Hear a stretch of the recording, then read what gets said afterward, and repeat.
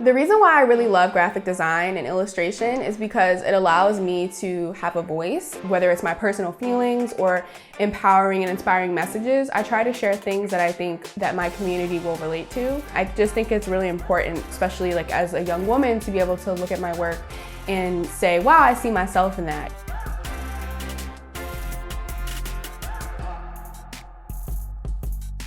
Hi, I'm Sophia Yeshi, and I'm a graphic designer and illustrator. I create work that's bold, expressive, colorful, and demands attention.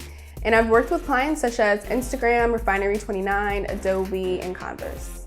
So I discovered my passion for graphic design when I was 12 years old. I spent a lot of time on the internet, and I was actually on this site, Neopets, and I discovered 30-day Photoshop trials. So today we are going to be talking about expressing your feelings with graphic design and a little bit of illustration. We are going to be picking a quote that speaks to you, whether that's your feelings or something that's motivational, and we're going to be choosing a color palette, adding texture, and really just bringing it to life through graphic design and typography.